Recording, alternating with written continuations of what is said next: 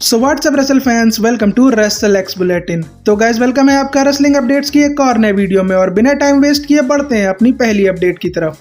सबसे पहली अपडेट जुड़ी है कल होने वाले स्मैकडाउन के शो से, जिसके लिए WWE ने कुछ चीजें पहले से ही अनाउंस कर दी हैं, जैसे कि street profits versus motor city machine guns versus DIY का TLC ट्रिपल थ्रेट मैच देखने को मिलेगा टैग टीम चैंपियनशिप के लिए, जिसे WWE को रेसलमेनिया में कराना चाहिए था, बट अनफॉर्चुनेटली WWE ने ऐसा नहीं किया, जिसकी वजह से WWE को काफी ज्यादा ट्रोल भी किया गया। इसके अलावा जॉन सीना और कोडी रोड्स दोनों स्मैकडाउन के शो पर अपीयर होने वाले हैं, जिनकी सेगमेंट्स देखना काफी ज्यादा इंटरेस्टिंग होगा, क्योंकि हम लोग अब ये तो जानते हैं कि रैंडी ऑर्टन जॉन सीना को फेस करने वाले हैं। तो कोडी रोड्स के लिए WWE ने चैंपियनशिप हारने के बाद क्या प्लान किया है, कैसे उनकी आगे की स्टोरी लाइन चलेगी, उसे देखना काफी ज्यादा इंटरेस्टिंग होगा। इसके अलावा मिस्ट्री सुपरस्टार भी शो पर देखने को मिलेगा, जिसे हम लोग जानते हैं कि वो एलिस्टर ब्लैक होने वाले हैं। और इसके बाद WWE ने कुछ अनाउंस तो नहीं किया है, बट जिस तरह से रॉ आफ्टर मेनिया में ट्रिपल एच ने एक के बाद एक बम फोड़े थे, वैसा ही कुछ हम लोगों को स्मैकडाउन के शो पर भी देखने को मिलने वाला है, जिसकी वजह से एलेक्सा ब्लिस और वाइट सिक्स के रिटर्न के काफी ज्यादा चांसेस हैं। और इसके अलावा जेड कारगिल और चार्लेट की फ्यूड भी WWE यहाँ से स्टार्ट करा सकती है।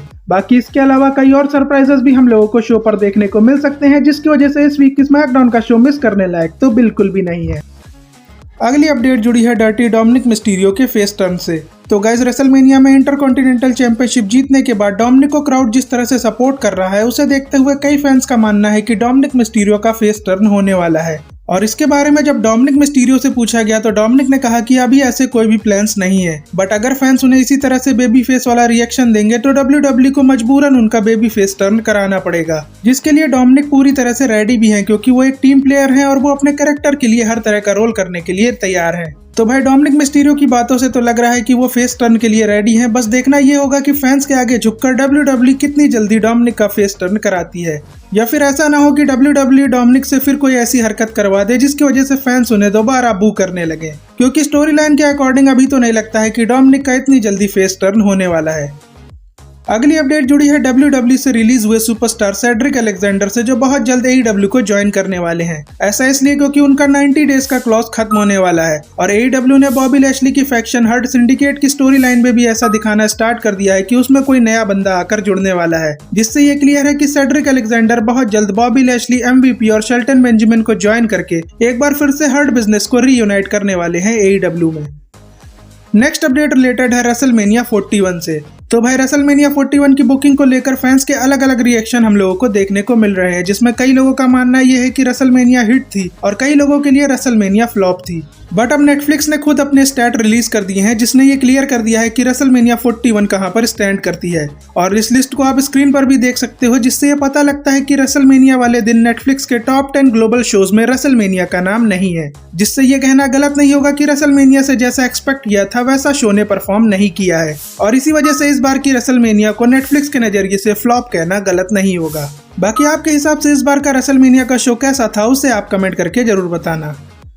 अगली अपडेट रिलेटेड है समर स्लैम के एक बड़े मैच से। तो गाइज रेसलमेनिया में हम लोगों ने देखा था कि बेली के ऊपर किसी ने अटैक कर दिया है, जिसकी वजह से वो टैग टीम मैच से बाहर हो गई, और बेकी लिंच का उसके बाद रिटर्न हुआ, और उसके बाद रॉ पर WWE ने बेकी लिंच का हील टर्न भी करा दिया। तो रिपोर्ट्स के अकॉर्डिंग अब WWE ऐसा दिखाएगी कि बेकी लिंच ने ही बेली के ऊपर अटैक किया था, और अभी तो बेकी और लायरा वल्कीरिया की फ्यूड होगी इंटरकॉन्टिनेंटल चैंपियनशिप के लिए, बट जब ये फ्यूड एंड होगी तो उसके बाद WWE बेली का रिटर्न कराएगी, और फिर बेली और बेकी लिंच की फ्यूड होगी समर स्लैम के लिए, जो कि वुमेन्स डिवीजन की one of the best feud होने वाली है। और इस फ्यूड को WWE इंटरकॉन्टिनेंटल चैंपियनशिप को हाइप करने के लिए भी यूज कर सकती है। बस इसके लिए बेकी लिंच को लायरा वल्कीरिया से चैंपियनशिप जीतनी होगी, जो उनके लिए ज्यादा मुश्किल काम नहीं होने वाला है, जिसकी वजह से यह कहना गलत नहीं होगा कि बेली और बेकी लिंच का मैच इस बार के समर स्लैम में डेफिनेटली होने वाला है।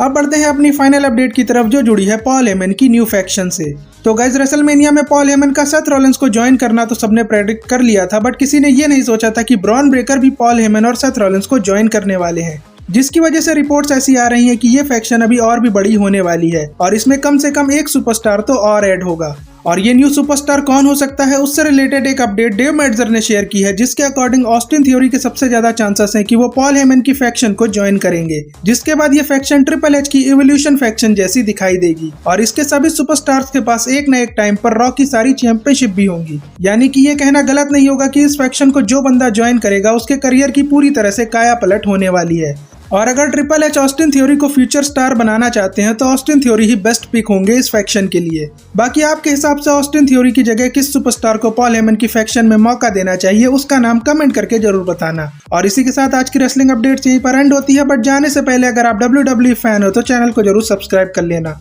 और वीडियो को लाइक शेयर करना मत भूलना। बाकी आपसे मिलते हैं नेक्स्ट वीडियो में, तब तक के लिए goodbye and see you soon.